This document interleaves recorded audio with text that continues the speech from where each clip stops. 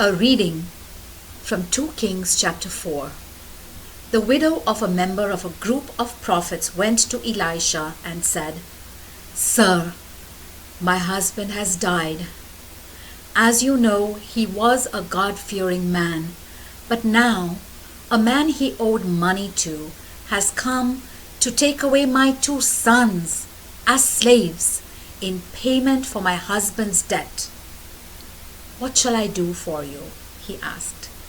"Tell me, what do you have at home?" "Nothing at all except a small jar of olive oil," she answered. "Go to your neighbors and borrow as many empty jars as you can," Elisha told her. "Then you and your sons go into the house, close the door, and start pouring oil into the jars. Set each one aside as soon as it is full." So the woman went into her house with her sons, closed the door, took the small jar of olive oil, and poured oil into the jars as her sons brought them to her. When they had filled all the jars, she asked if there were any more. "That was the last one of her sons answered, and the olive oil stopped flowing. She went back to Elisha the prophet, who said to her, "Sell the olive oil and pay all your debts, and there will be enough money left over for you and your sons to live on." One day, Elisha went to Shunem, where a rich woman lived. She invited him to a meal, and from then on, every time he went to Shunem, he would have his meals at her house.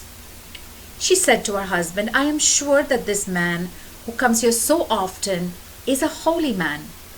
Let's build a small room on the roof, put a bed, a table, a chair, and a lamp in it, and he can stay there whenever he visits us."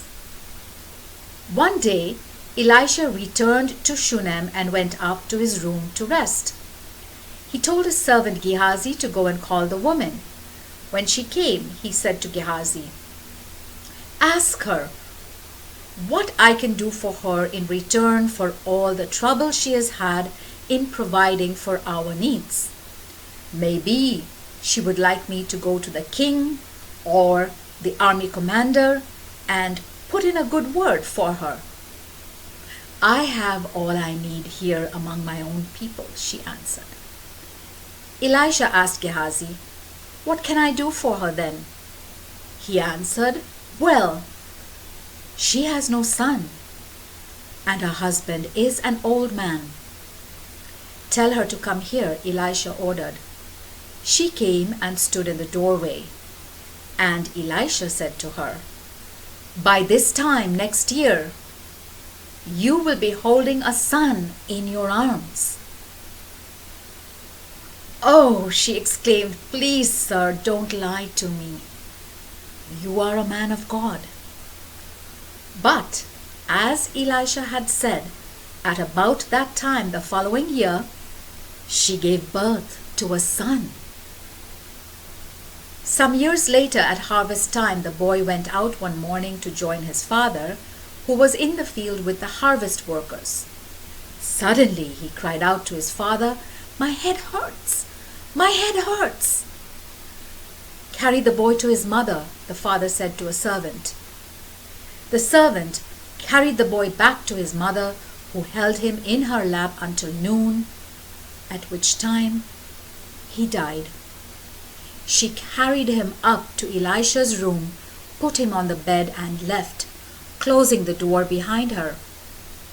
Then she called her husband and said to him, "Send a servant here with a donkey.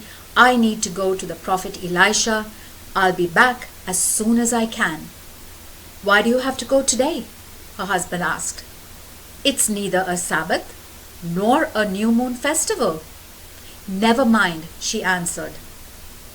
Then she had the donkey saddled and ordered the servant, "Make the donkey go as fast as it can, and don't slow down unless I tell you to."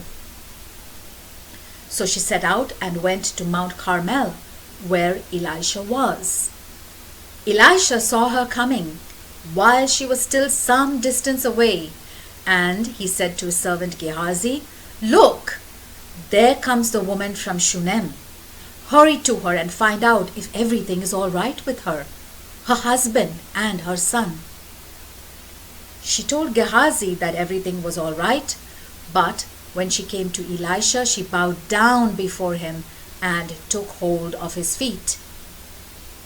Gehazi was about to push her away, but Elisha said, "Leave her alone.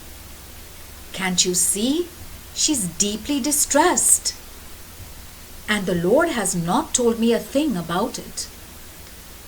The woman said to him, "Sir, did I ask you for a son? Didn't I tell you not to get my hopes up?" Elisha turned to Gehazi and said, "Hurry, take my walking stick and go. Don't stop to greet anyone you meet, and if anyone greets you, don't take time to answer.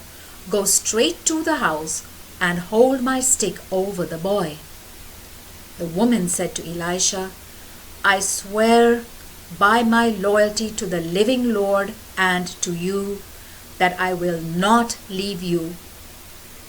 So the two of them started back together.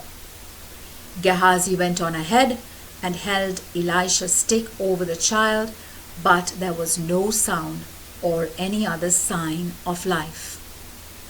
So he went back to meet Elisha and said, "The boy didn't wake up." When Elisha arrived, he went alone into the room and saw the boy lying dead on the bed. He closed the door and prayed to the Lord. Then he lay down on the boy, placing his mouth, eyes, and hands on the boy's mouth, eyes, and hands. As he lay stretched out over the boy's body started to get warm. Elisha got up, walked around the room, and then went back and again stretched himself over the boy. The boy sneezed 7 times and then opened his eyes. Elisha called Gehazi and told him to call the boy's mother. When she came in, he said to her, "Here's your son." She fell at Elisha's feet with her face touching the ground. Then she took her son and left. Once, when there was a famine throughout the land, Elisha returned to Gilgal. While he was teaching a group of prophets, he told his servant to put a big pot on the fire and make some stew for them. One of them went out in the fields to get some herbs. He found a wild vine and picked as many gourds as he could carry. He brought them back and sliced them up into the stew, not knowing what they were. The stew was poured out for the men to eat, but as soon as they tasted it, they exclaimed to Elisha, "It's poisoned," and wouldn't eat it. Elisha asked for some meal, threw it into the pot, and said, "Pour out some more stew for them." And then there was nothing wrong with it. Another time, a man came from Baal Shalisha, bringing Elisha 20 loaves of bread made from the first barley harvested that year, and some freshly cut heads of grain. Elisha told his servant to feed the group of prophets with this, but he answered, "Do you think this is enough for 100 men?" Elisha replied, "Give it to them to eat, because the Lord says that they will eat and still have some left over." So the servant set the food before them, and as the Lord had said, they all ate, and there was still some left over. The word of the Lord.